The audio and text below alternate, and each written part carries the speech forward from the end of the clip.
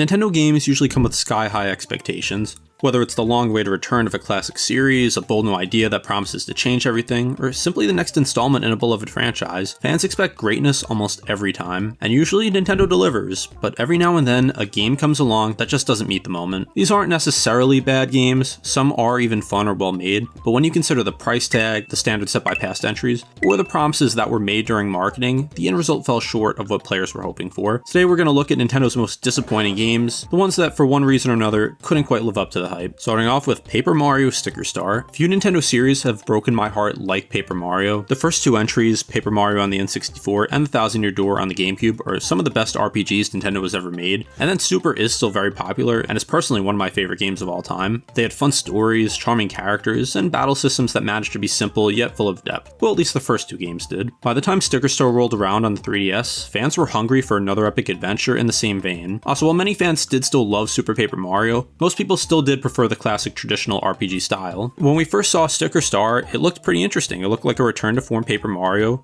In early versions, we even saw partners and unique areas. But when Sticker Star released, it took the series in a completely different direction, and not one that most players wanted. Gone were the beloved party members with unique personalities and abilities. Gone was the deep RPG system with badges and strategy. Instead, we got a sticker-based combat system where every single attack was tied to a consumable sticker. If you ran out of stickers, you couldn't even fight back. It felt restrictive, frustrating, and completely at odds with what had made the series so fun. There was also zero incentive to battle. You wouldn't get any XP, so it just made you want to avoid fights altogether. On top of that, the story was paper thin, pun intended. There was almost no new characters to connect to. It was Mario, Toads, Goombas, Bowser, not much else. And the disappointment wasn't just that Sticker Star was mediocre, and arguably was worse, it was that it represented a shift in Nintendo's philosophy for the entire series that's still going today. Instead of leaning into RPG storytelling and mechanics, the series doubled and tripled down on gimmicks and minimalism in future entries like Color Splash and Origami King. While those later games have their fans, Sticker Star will always be remembered as the moment Paper Mario lost its identity, and like I said, it hasn't recovered to this day. We have not gotten a traditional Paper Mario game or even something like Super. I know Sticker Star has its fans, but for the majority of the fan base, this game was just extremely disappointing. Metroid Other M. When I think of disappointing Nintendo games, Metroid Other M is always one of the first that comes to mind. Coming off the heels of the Metroid Prime trilogy, which had redefined the series in 3D and earned near universal acclaim, fans were eager to see what Nintendo would do next. The idea of returning to a more cinematic, story-driven take on Samus Aran with gameplay blending 2D and 3D perspectives actually sounded exciting.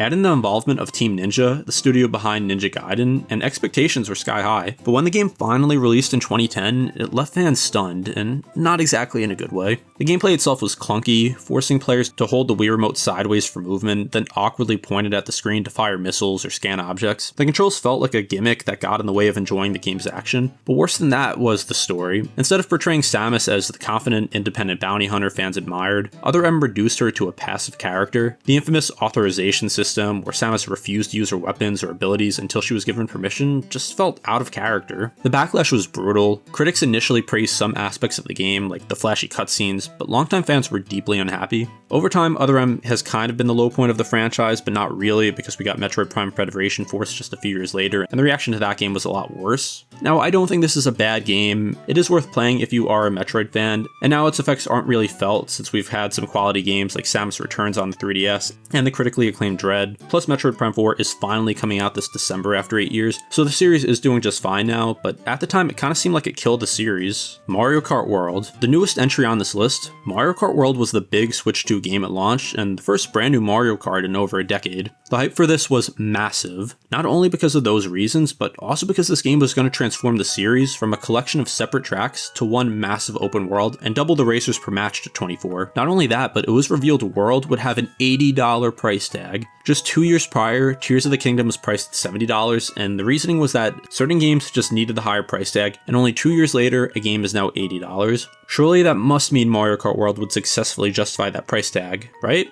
Well, not exactly. Now, this is by no means a bad game. It's just very flawed and light on content for the price. If this game was $60, I think it would be far less disappointing. Online battles especially are flawed, as players who are towards the front will get punished by getting sandbagged, and players who sit at the back will get rewarded with overpowered items. Yes, this isn't new to Mario Kart, but it's a lot worse here with double the players. Beyond that, the big open world that was hyped up just has very little to do. You can explore and find costumes, but it's all random and there's really nothing else to do. No achievements, no other online online racers, no challenges defined, just driving aimlessly pretty much. Add them up with other issues like the lackluster battle mode and intermission tracks, and what we have is a game with a lot of potential that still can be fixed with updates, but definitely disappointed a lot of people given the hype and price tag.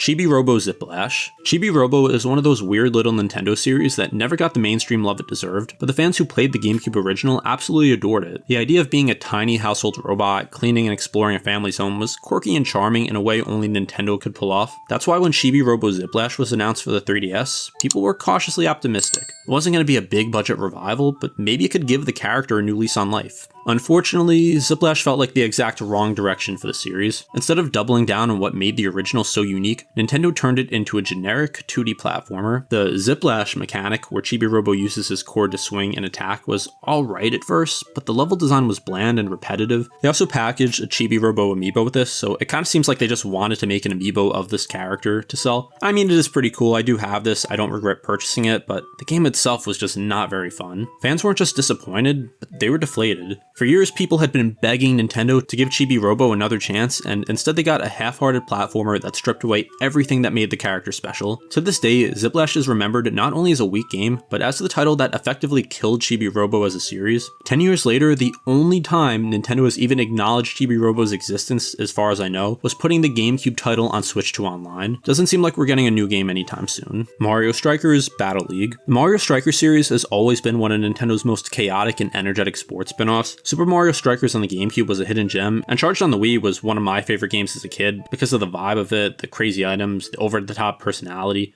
And fans just loved this game overall. It didn't feel like a normal Mario game. It's a lot edgier compared to other Mario sports titles. I mean, just look at Waluigi's Celebration. So as someone who was obsessed with this game as a kid, when I saw Battle League was announced after a decade plus hiatus of the series, the hype was through the roof not only for myself, but all the other fans of the series. But once people got their hands on it, the excitement faded fast. On the surface, it looked good, the visuals were sharp, the animations were slick, and the core gameplay was solid. The problem was what wasn't there. The roster was shockingly small, missing tons of fan-favorite characters. The stadiums, which used to ooze personality, now felt bland and repetitive, and the single-player content was bare bones at best. Nintendo promised updates to add more over time, but by then the damage was done. Battle League just didn't have the depth to keep people playing, and what could have been a triumphant return ended up as a letdown. For me, the biggest disappointment was just how soulless it felt compared to its predecessors. Strikers used to have so much attitude, but in Battle League, it just felt like any other Mario sports game. It may have looked like Mario Strikers, but it just didn't feel like it. And that lack of energy turned what could have been one of the Switch's greatest multiplayer games into something forgettable. It's not a bad game, and I think there is still gameplay here to enjoy, but it's just a step back after so many years of waiting for a new game. And this was a full price $60 game. Like maybe if you could find this game for 20 or 30 bucks, it's worth it, but absolutely not for the price tag. Staying on the topic of sports, we have Nintendo Switch Sports. If you owned a Wii, you played Wii Sports. You know, even if you didn't own a Wii, you probably played Wii Sports. It wasn't just a pack-in title, it was a phenomenon. Bowling nights, family tennis matches, boxing until you threw a Wii remote through your TV. It was just simple, fun, and instantly iconic. To this day, people will still play this when family or friends are over. So when Nintendo announced Switch Sports, a spiritual successor designed to revive that same magic, expectations were huge. After all, if Wii Sports sold over 80 million copies, how can Nintendo go wrong by bringing it back? Well, they found a way. Switch Sports looked nice enough, with clean visuals and some motion control updates, but it felt shockingly thin. At launch, the game only had 6 sports, and while bowling was still fun, other modes like soccer and badminton felt undercooked. And yeah, the original Wii Sports had 5 games, but that was in 2006 and this was just a pack-in title. This was a full-price game in 2022. Anyway, even worse than this, some of the most beloved Wii Sports activities like boxing and baseball were completely absent at launch. Online play was supposed to be the big draw, but the progression system was bland, and without friends in the room, the charm wore off fast. The reaction was pretty telling. People played it for a few weekends and then it vanished. It didn't become a cultural staple like its predecessor, and instead of being a must-own Switch title, Switch Sports became one of those games you forgot even exist. There was just no charm here. Nintendo replaced Mii's with these avatars that look better from a detail standpoint, but just look generic. I am glad to see Nintendo is going back to Mii's though, with Tomodachi Life living the dream. If Nintendo gave us a Switch 2 sports like Wii Sports Resort with improved controls, a few new games, it would probably satisfy the people disappointed by Switch Sports. games. That is, if it's not a $70 or $80 game. Yoshi's New Island. The original Yoshi's Island on the Super Nintendo is one of those all-time classics. Game that set a high bar for platformers with its gorgeous art style, inventive levels, and endlessly creative mechanics. Ever since then, every sequel or spin-off has had to live in its shadow.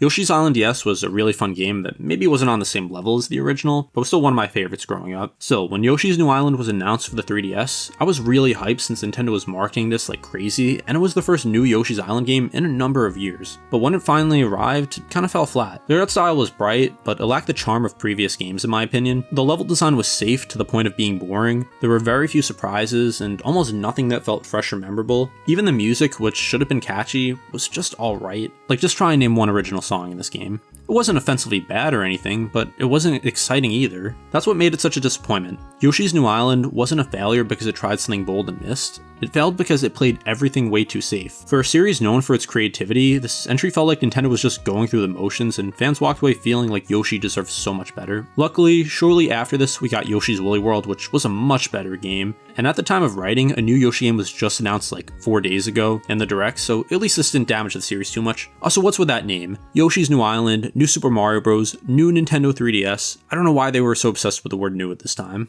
Mario and Luigi, Paper Jam. The Mario & Luigi series had built up a reputation as one of Nintendo's most consistently creative RPG franchises. Games like Superstar Saga and Bowser's Inside Story had clever mechanics, witty humor, and tons of personality. Meanwhile, the Paper Mario series, before it lost its way, had its own cult following. So when Nintendo announced Paper Jam, a crossover between the two RPG juggernauts, it sounded like a dream come true. A dream team come true, if you will.